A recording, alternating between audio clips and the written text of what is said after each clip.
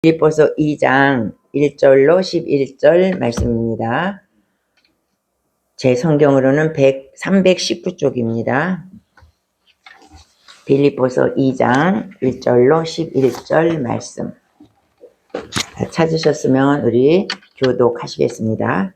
그러므로 그리스도 안에 무슨 권면이나 사랑에 무슨 위로나 성령의 무슨 교제나 긍휼이나 자비가 있거든 마음을 같이하여 같은 사랑을 가지고 뜻을 합하여 마음을 모아 아무 일에든지 다툼이나 허용으로 하지 말고 오직 겸손한 마음으로 각각 자기보다 남을 낮게 여기고 각각 자기 일을 돌돌 또한 각각 다른 사람들의 일을 돌보아 나의 기쁨을 충만하게 하라. 너희 안에 이 마음을 품으라. 곧 그리스도 예수의 마음이니 그는 근본 하나님의 본체시다. 하나님과 동등됨을 취할 것으로 여기지 아니하시고 오히려 자기를 비워 종의 형체를 가지사 사람들과 같이 되셨고 사람의 모양으로 나타나사 자기를 낮추시고 죽기까지 도망하시니 곧 십자가에 죽으시니라. 이러므로 하나님이 그를 지극히 높여 모든 이름 위에 뛰어난 이름을 주사 하늘에 있는 자들과 땅에 있는 자들과 땅 아래에 있는 자들로 모든 무릎을 예수의 이름에 꿇게 하시고 다 같이 모든 입으로 예수 그리스도를 주라 시인하여 하나님 아버지께 영광을 돌리게 하셨느니라. 아멘. 오늘 우리 집사님 안 오시니까 좀 썰렁한 것 같죠? 자리가 비니까. 자리가 큽니다. 우리 옆 사람과 인사하시겠습니다. 나는 예수님과 함께 십자가에 못 박혀 죽고 또 예수님과 함께 부활했습니다. 나는 예수님과 함께 십자가에 못 박혀 죽고 예수님과 함께 부활했습니다. 아멘. 우리는 오늘도 예수님과 함께 십자가에 못 박았습니다. 그리고 예수님과 함께 부활했습니다. 아멘. 오늘 갈보리교회 나온 여러분 예수님의 이름으로 축복합니다. 하나님의 부활의 은혜가 여러분 가운데 임하시기를 축복합니다. 아멘. 우리 오늘 말씀은 이제 빌립보서 2장 말씀인데 이 빌립보서는 바울이 빌립보 교인들에게 썼는데 언제 썼냐면 로마의 감옥에서 썼습니다. 그래서 로마의 감옥에서 쓴 거를 우리는 보통 뭐라 그러죠? 옥중서신이라고 그러죠. 옥중서신은 빌립보서, 빌레몬서, 에베소서, 골로새서 이것이 옥중에서 쓴 서신입니다. 그래서 이것을 네 개의 서신서가 옥중서신입니다.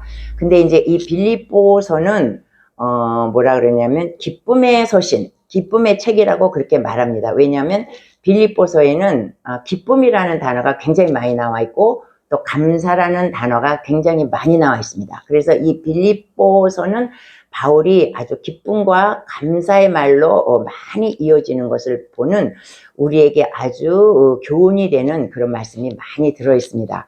근데 이제 바울이 오늘 우리가 2장 말씀을 읽은 것은 바울이 빌립보 교인들에게 문제가 있다는 것을 알았습니다. 그 문제는 무엇이냐면 빌립보 교인들에게 약간의 분쟁이 있어서 교회가 흔들린다는 소식을 들었습니다. 교회에 분쟁이 일어나서 교회가 흔들릴 조짐을 보인다. 그래서 바울이 이제 교회에 하나 되는 것에 대해서 교회가 일치하는 것에 대해서 이제 성도들에게 교훈하는 이제 말씀이 적혀 있는데 우리가 이제 이 바울은 사실 빌립보를 갈 생각을 안 했죠. 바울은 원래 2차 선교 여행 때 소아시아, 지금으로 말하면 터키를 가려고 계획을 다 해놨는데 하나님께서 성령께서 계속 그것을 막으시는 것입니다. 못 가게.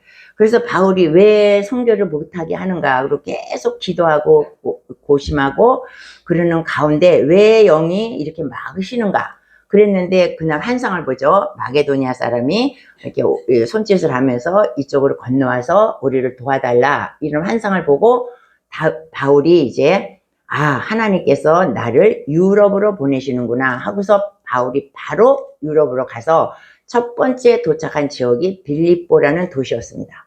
그러니까 이제 사도 바울은 소아시아 지역도 그쪽이 아시아 중동 아시아지 않습니까? 바울 이스라엘이 거기에서 계속 아시아 지역을 돌면서 선교하다가 유럽으로 이제 첫 번째 유럽으로 건너가서 선교를 하는 거예요. 그러니까 뭐냐면 문화적인 것이나 말이나 모든 것이 익숙지 않고 힘들었습니다. 그래서 바울이 유럽 선교에 빌립보 선교를 할 때에 힘든 일이 많이 있었어요. 문화가 다르기 때문에. 그래서 가려고도 하지 않았는데 하나님께서 강권적으로 유럽에 선교를 하라고 보내신 것입니다. 그래서 유럽에 가서 선교를 하는데 어려운 일도 많았지만 너무나 많은 결실을 얻었다는 거야. 그러니까 내가 가고 싶지 않았는데 갔을 때 하나님의 인도를 받아서 갔을 때 너무나도 엄청난 많은 것을 내가 가고 싶은 데보다 많은 결실을 얻었다는 것입니다. 빌립보 교회에서. 그래서 이 사도 바울은 빌립보 교회를 굉장히 사랑하고 많은 교회를 개척했죠. 많은 교회를 개척했지만 그 중에서도 빌립보 교회를 굉장히 사랑하고 막 마음에 품고 애지중지하던 그런 교회였어요. 그리고 그 성도들도 바울을 많이 도왔고, 바울이 감옥에 있을 때라든지 바울이 어려운 일 당할 때 합심해서 헌금도 많이 해주고 도왔습니다. 그래서 바울이 특별한 교회가 빌립보 교회였어요. 근데 그 빌립보 교회에 이렇게 문제가 있다는 것을 알고 바울이 많이 상심을 하게 돼요. 그러니까 바울이 건너가서 또 우리가 잘 알고 있는 그 감옥 사건이 있지 않습니까? 빌립보를 갔는데 점치는 그 귀신 들린 여자가 종이 점을 막 너무 잘 치니까 사람들이 줄을 서서 그 귀신의 점을 받고 있는 거예요. 그래서 바울이 그 여종에 있는 귀신의 영을 끄집어냈어. 그러니까 이 여종이 그 귀신이 나가니까 점을 못 치잖아요. 우리는 성령의 영으로 이혼을 하지만 귀신들은 무당이나 그런 사람들은 귀신의 영으로 점을 치지 않습니까? 그러니까 그 귀신이 나가버리니까 이 종이 점을 못 치는 거야. 그러니까 어떻게 주인이 그 여종을 통해서 많은 돈을 벌었는데 돈을 못 벌게 되니까 이 바울을 관에다가 고발합니다. 그래서 바울이 끌려가서 엄청 두들겨 맞고 감옥에 들어가죠. 감옥에 들어가서 거기서 우리가 잘 알다시피 바울과 실라가 이제 그 감옥에서 찬양하며 기도했을 때 옥문이 열리고 착고가 풀어졌던 사건이 이 빌립보 지옥이라는 것입니다. 그러니까 이 빌립보의 사건이 많았지만 하나님께서는 이 빌립보를 통해서 바울에게 많은 은혜를 주셨다는 거예요. 그래서 이제 바울이 빌립보에 가서 복음을 전하는데 아시아 지역에는 유대인들의 회당이 있습니다. 우리가 계속 말씀하지만 유대인이 남자 10명만 모이면 회당이 생겨요. 외지에서도. 그러면 거기서 하나님의 말씀을 읽고 가르치고 이런 회당이 곳곳에 있는데 이 유럽에 가니까 도대체 회당이 찾아볼 수가 없는 거야. 그래서 바울이 이제 강을 건너다가 강 쪽으로 가다가 여자들이 앉아서 얘기하는 것을 봅니다. 그래서 그 여자들에게 말씀을 증거하죠. 그랬을 때 거기에서 자주색 옷감 장사 루디아를 만나게 됩니다. 그래서 그 루디아가 하나님의 말씀을 듣고 거기서 바로 이제 영접하고 이제 아주 신앙인이 되죠. 그러니까 루디아가 우리가 자주색 옷감 장사라고 하는데 그 자주색 옷은 그때 당시 아무나 입는 게 아니고 권력중 귀족 돈 많은 사람들이 입는 옷이 자주색 옷이었어요. 그래서 그 여자는 돈이 많아. 그리고 이 여자는 아마도 왕실하고도 거래하는 그렇게 지금으로 말하자면 여성 패션 큰 사업가라는 거야. 그래 여자가 돈이 많아. 그래 집도 크죠. 그래서 첫 번째로 바울이 가서 예배를 드리는 교회가 어디냐면 루디아의 집이었다는 거야. 루디아의 집에서 교회가 시작해서 빌립보 교회가 생긴 것입니다. 그러니까 이 루디아가 처음으로 예수님을 영접했기 때문에 루디아의 관계가 있던 여자들이 많이 예수님을 이제 우리가 전도할 때 어떻게 해요? 내 가까운 사람부터 전도하듯이 루디아가 많은 여자들을 전도해가지고 이 빌립보 교회는 특별히 여자들이 많았어.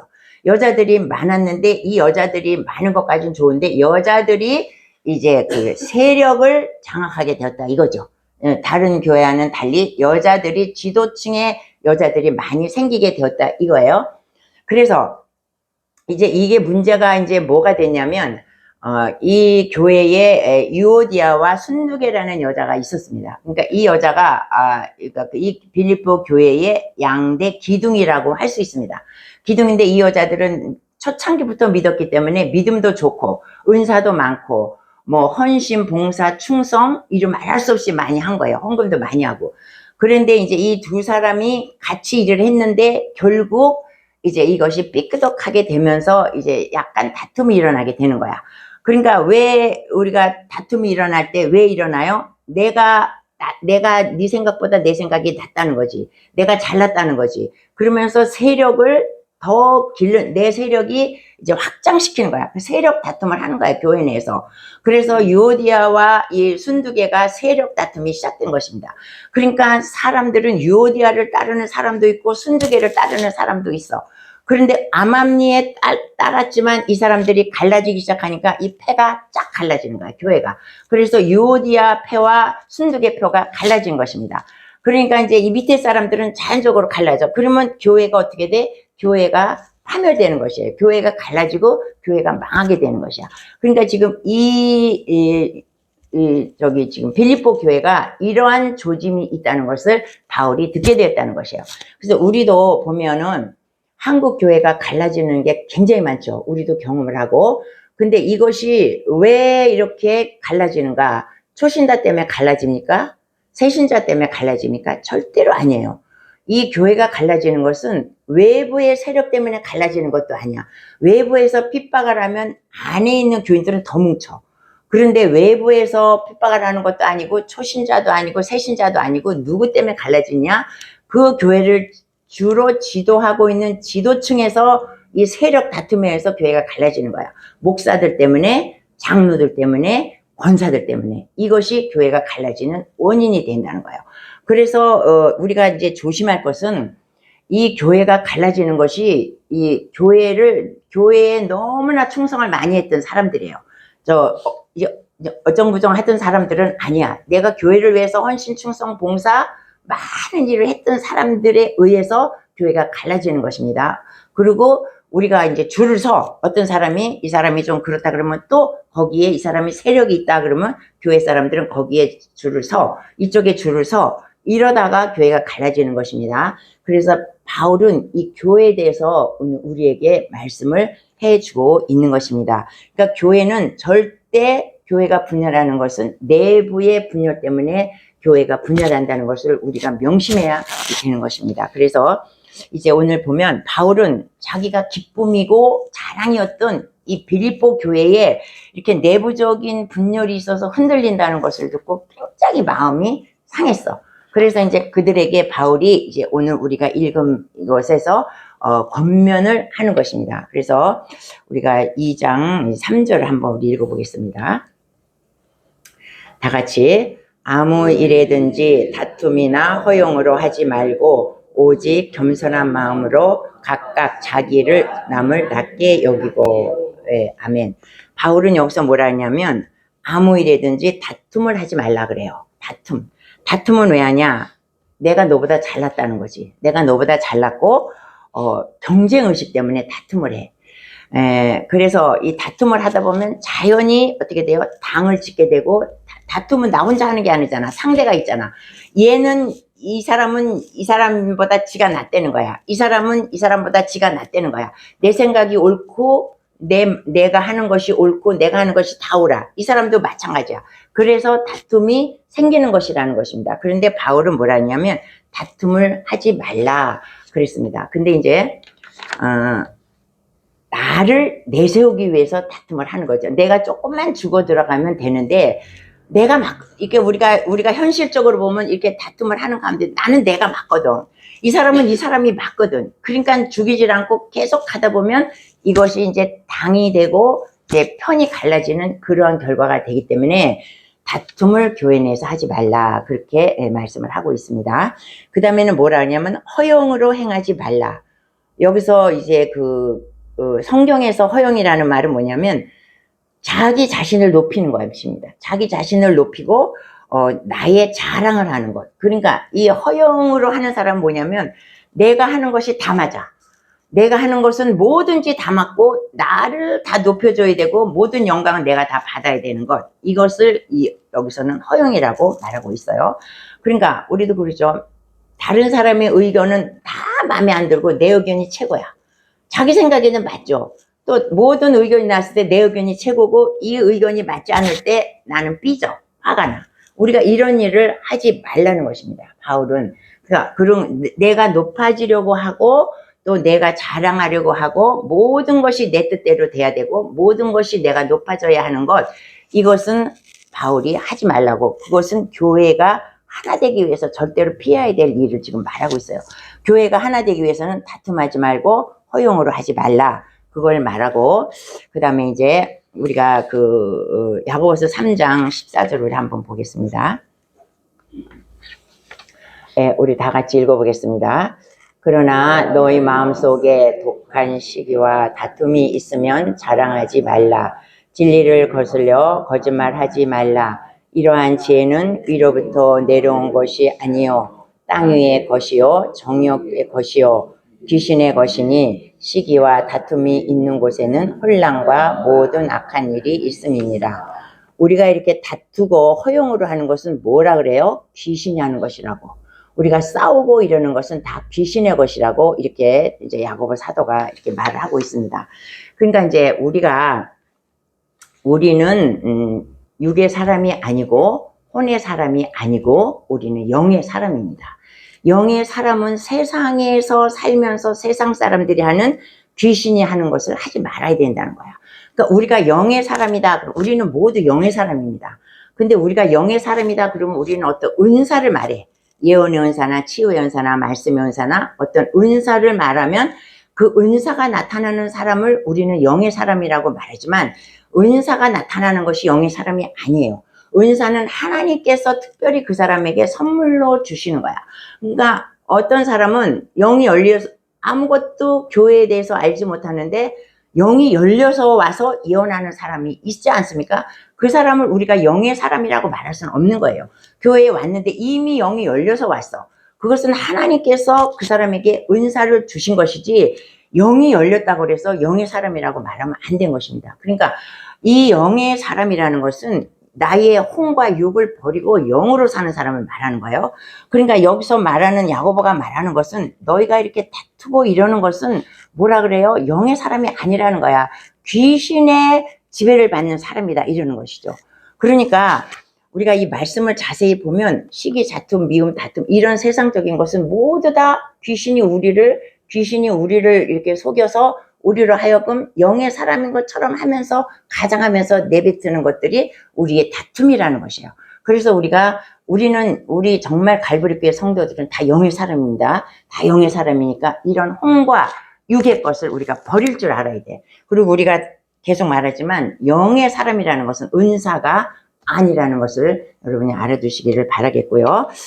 그래서 바울은 다투지 말고 허용으로 나를 자랑하지 말고 지배하라고 하지 말고 나를 높이지 말라 이런 말을 하고 있습니다. 그러면 셋째 뭐라 그러냐면 겸손한 마음을 가지라 그래요. 겸손한 마음을 가지면서 남을 나보다 낮게 여기라. 낮게 여기라는 것은 지읒이 아니야. 낮이 아니라 높이 여기라는 것이죠. 그래서 바울은 여기서 뭐라 하냐면 우리들에게 공면하는 것은 너희들이 겸손하라 이거를 말하는 거예요. 제일 중요한 것은 너희들이 겸손하라.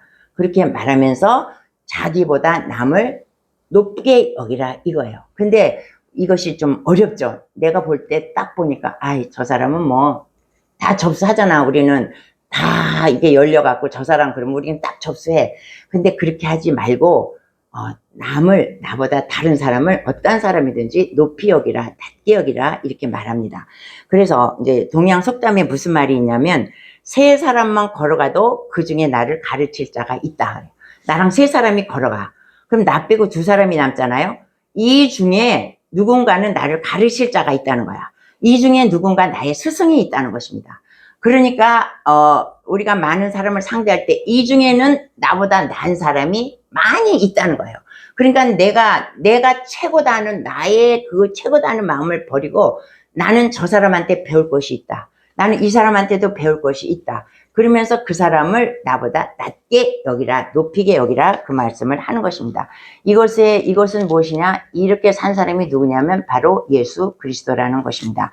예수 그리스도는 자기를 낮추고 섬기는 삶을 사신 분이라는 것입니다.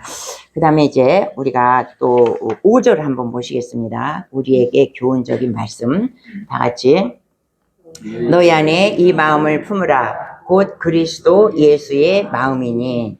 자, 예수님의 마음에 대해서 말하고 있어요. 우리가 이 말씀 너무나 많이 알고 계시죠? 너희 안에 이 마음을 품으라. 무슨 마음? 예수 그리스도의 마음이다. 그러면 예수 그리스도의 마음은 무슨 마음이냐? 금방 말씀했듯이 첫째로 예수 그리스도의 마음은 겸손한 마음이라는 거예요. 예수님은 나는 어떻게 해요? 나는 마음이 온유하고 겸손하다고 마태복음에 예수님께서 직접 말씀을 하셨어요. 그러니까 예수님은 겸손한 사람인데 왜 겸손하냐? 예수님의 본체는 뭐예요? 예수님은 하나님이시라는 거야. 예수님은 하나님이신데 인간을 구원하기 위해서 인간의 모습을 입고 오셨다는 거야. 예수님은 하나님이시고 창조주신데 창조주가 만든 인간이 피조물인데 만든 피조물과 같이 돼서 이 땅에 오셨다는 거야. 이 땅에 오셔서 피조물과 같이 사시고 또 피조물에 의해서 핍박을 받으시고 멸시천대를 받으시고 그리고 다시 그들에 의해서 죽임을 당했다는 거야. 그러니까 이것이 얼마나 예수 그리스도가 겸손한 사람인가를 우리에게 보여준다는 것입니다. 그래서 아무리 겸손한 사람이라 할지라도 예수님 앞에는 우리가 다 무릎을 꿇게 되어 있다는 거예요. 예수님이 창조주신데 피조물에게 와서 죽음을 당했다는 것은 예수님이 얼마나 겸손한 사람인가 그것을 우리에게 보여주고 있는 것이죠. 그 다음에 예수님의 마음을 본받으라고 했는데 예수님의 마음은 어떤 마음이냐? 예수님의 마음은 선한 마음이다 이래요. 사도행전 10장 38절에 보면 하나님이 나사렛 예수에게 성령과 능력을 기름 붓듯 하셨음에 저가 두루다니시며 선한 일을 행하시고 마귀에게 눌린 모든 자를 고치셨으니 선한 일을 행하셨다고 그랬어. 예수님의 마음은 어떤 마음이냐? 선한 마음이다. 선한 마음을 갖고 계시다. 그러니까 너희들도 겸손한 마음과 선한 마음을 가지라는 것이에요. 그러니까 예수님은 어떻게 선한 마음을 가지셨는가? 예수님은 첫째, 병자를 보면 불쌍하게 생각했어. 그래서 고쳐주셔. 죽은 자를 보면 또 불쌍해. 또 죽은 자도 살리셔. 굶주린 자가 있으면 불쌍해. 선한 마음이 있기 때문에 먹을 것을 주세요. 그리고 우리들에게는 또 영생을 주셔. 그러니까 예수님의 마음은 선하시기 때문에 가난하고 불쌍하고 어려운 자를 다 이렇게 도와주시는 그런 선한 마음이 예수님 가운데 있었다는 것입니다. 그래서 선한 마음을 너희도 예수님의 마음을 가져라. 그 다음에 또 주님의 마음은 어떤 마음이냐? 주는 마음이다. 예수님은 막 줘. 그래서 주는 것이 받는 것보다 복되다 이렇게 말씀하시죠. 예수님은 뭐든지 줘. 우리에게 병도 고쳐주고 또 말씀도 가르쳐주고 또 성령도 주시고 또 천국도 주시고 뭐든지 우리가 원하는 건 예수님은 다 주신다는 거야. 그러니까 우리도 예수님을 닮아서 우리도 주라는 거야. 우리도 주라는. 근데 우리는 어떻게 해요? 받는 거 되게 좋아해. 받는 건 안 좋아하는 사람 없죠. 저도 받는 거 되게 좋아해. 그러면 내가 받았으면 나는 되게 좋잖아. 받았으니. 그러니까 내가 받았으니 남에게도 주면 저 사람이 분명히 좋아할 텐데 그것을 생각하고 줘야 되는데 우리는 받았는데 안 줘. 받는 것만 좋아하고 안 준다는 거예요. 그러니까 주기 싫어. 내 거 아까워서. 그런데 누가복음 6장 38절에 뭐라 그래요? 주라. 그리하면 너에게 줄 것이니 곧 후이되어 누르고 흔들어 넘치도록 하여 너에게 도로 안겨준다. 이렇게 누가복음 6장 38절에 이렇게 말했어요. 나는 이만큼 줬어. 근데 하나님은 내가 이만큼 준 거 보시고 어떻게 해요? 후이되어서 막 누르고 막 꾹꾹 누르고 막 흔들어서 막 들어가라고 막 누르고 흔들어서 막 넘치게 해서 나를 준다는 거야. 이 원리를 알면 우리가 안 줄 수가 없잖아요. 그런데 이제 이래. 나는 아무것도 가진 게 없어서 줄 게 없다. 그러면은 어떻게? 반드시 물질만을 말하는 것이 아니죠. 사랑을 주면 되잖아. 사랑을 주고 그 사람을 위해서 기도해주고 말 한마디라도 그 사람을 따뜻하게 안아주고 이런 것이 다 주는 거야. 그러니까 남을 위해서 내가 할 수 있는 최선의 사랑과 모든 것을 다 베풀어 주라는 것이 예수님의 마음이라는 거예요. 그러니까 선한 사마리아인 같이 그 사람을 불쌍히 여기고 나의 것을 주라는 것입니다. 그 다음에 이제 또한 예수 그리스도의 마음은 어떤 마음이냐? 하나님을 위해서는 내가 받는 어떠한 고난도 두려워하지 않는 마음. 그것이 예수님의 마음이라는 거야. 예수님은 어떻게 해요? 하나님께서 십자가를 지라고 하셨기 때문에 그 고통스러운 십자가를 두려움 없이 지셨다는 것입니다. 그런데 그 십자가는 뭐예요? 십자가는 곧 죽음이라는 거야. 우리가 지금 사순절 기간이지만 십자가는 곧 죽음이라는 것입니다. 그러면 죽음은 뭐야? 죽으면 근데 그 십자가는 죽어. 십자가는 죽음인데 십자가는 뭐냐면 능력이라는 것입니다. 우리가 십자가를 지고 죽었을 때 주님은 나에게 뭘 주냐? 능력을 주신다는 것입니다. 그러니까 내가 능력을 받기 위해서는 나의 십자가를 지고 내가 죽으라는 것이야. 근데 나는 죽기 싫어. 나는 살고 싶어. 그런데 아버지의 뜻은 죽는 게 아버지의 뜻입니다. 그래서 우리는 아버지의 뜻을 따라서 내 생각을 다 내려놓고 우리가 이 땅에서 죽는 삶을 사는 것입니다. 내가 뭐 육신이 죽는다는 것이 아니라 나의 속에 있는 모든 것을 죽이는 것이 아버지의 뜻이야. 그러면 내가 죽으면, 내가 죽기 싫지만 죽으면 뭐야? 죽으면 그 십자가의 능력이 나한테 온다는 것입니다. 그래서 예수님은 십자가를 지고 이제 죽으셨죠. 그리고 베드로와 요한은 어떻게 해요? 복음을 증가하다가 산헤드린 공회에 잡혔어. 그 무시무시한 곳에 잡혀서 그들이 이제 너 죽인다 그러고 정죄하면 죽는 것이에요. 그럼에도 불구하고 그들은 하나님의 복음을 증거하기 위해서 산헤드린 앞에서 조금도 두려워하지 않고 하나님의 복음을 그들에게 오히려 전했다는 거야. 하나님을 위해서는 죽음도 두려워하지 않는 것이 예수님의 마음이라는 것입니다. 그리고 지금 바울도 빌립보 교회에서 이렇게 감옥에 갇혔지 않습니까? 그런데 바울은 기뻐. 기쁨의 서신을 지금 빌립보 교인들에게 기쁨의 서신을 감사로 보낸다는 것이에요. 그래서 예수님의 마음은 어떤 마음이에요? 우리가 예수님의 마음을 가지라 그랬죠. 선한 마음, 겸손한 마음, 예수님을 하나님을 위해서는 어떠한 고난도 두려워하지 않는 고난, 또 주는 마음, 이것이 예수 그리스도의 마음이라는 것입니다. 그리고 이제 우리가 아주 귀한 말씀, 우리가 6절부터 이제 우리가 8절까지 한번 읽어보시겠습니다. 다 같이. 그는 근본 하나님의 본체시나 하나님과 동등됨을 취할 것으로 여기지 아니하시고 오히려 자기를 비워 종의 형체를 가지사 사람들과 같이 되셨고 사람의 모양으로 나타나사 자기를 낮추시고 죽기까지 복종하셨으니 곧 십자가에 죽으심이라. 자, 여기서 바울이 말하는 것은 그 예수님의 근본에 대해서 말씀하고 있어요. 예수님은 뭐예요? 근본 하나님이시라는 거야. 그러니까 성부 하나님, 성자 하나님, 성령 하나님, 삼위일체잖아요. 근데 이위 성자 하나님이라는 거야. 그 하나님이 원래 하나님인데 자기를 하나님과 동등됨으로 하지 않고 자기를 낮춰서 인간이 되셔가지고 인간과 같이 사셨다는 거야. 그러니까 자기를 비워서 종의 형체를 가지고 그렇게 낮은 자리에 오시고 결국 십자가에 죽기까지 하셨다. 이 말씀을 하고 있는 것입니다. 그래서 여기서 말하는 것은 예수 그리스도의 낮아지심, 예수 그리스도의 겸손한 것을 말씀하고 있는 것입니다. 하나님이신데 인간이 몸을 입고 죽으셨다는 거야. 그런데 이제 우리는 겸손 그러면은 그냥 다 남만 높이고 그냥 나는 바보같이 그냥 너 잘나서 다 이러라는 게 겸손이 아니에요. 성경에서 말씀하시는 겸손은 뭐냐면 나는 힘이 있어. 능력도 있어. 권세도 있어. 난 다 있어. 내가 그런 것을 다 갖췄지만 그런 것을 자랑하거나 그런 것을 나타내지 않는 거예요. 나 속에는 내가 꽉 차 있지만 그런 것을 나타내지 않고 그것을 어디에 사용하느냐? 하나님의 나라를 위해서, 이웃을 위해서 그런 것을 사용하시는 것이 진정한 성경적인 겸손이라는 것입니다. 그러니까 예수 그리스도는 어때요? 예수 그리스도는 창조주야. 하는 것을 가졌는데 예수님이 이 땅에서 그런 것을 하나도 나타내지 않으셨다는 것입니다. 그리고 인간들을 위해서 예수님은 모든 것을 다 쏟으셨어. 그래서 십자가에 달리시기 전에 12영이나 더 되는 그 천사를 불러서 그 십자가에서 내려올 수도 있어. 예수님은. 그리고 거기 있는 사람들을 다 뒤집을 수도 있는 것이 예수님이라는 거예요. 능력과 권능과 권세가 다 있어 예수님은. 그러나 예수님은 자기의 능력을 그렇게 이용하지 않았다는 것입니다. 이것이 겸손이라는 거야.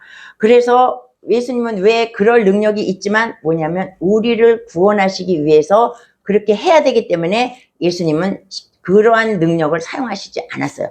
예수님은 한 번도 그런 능력을 사용하지 않고 침뱉음 당하고 발길질 당하고 무시당하고 조롱당하고 다 그렇게 사셨다는 거야.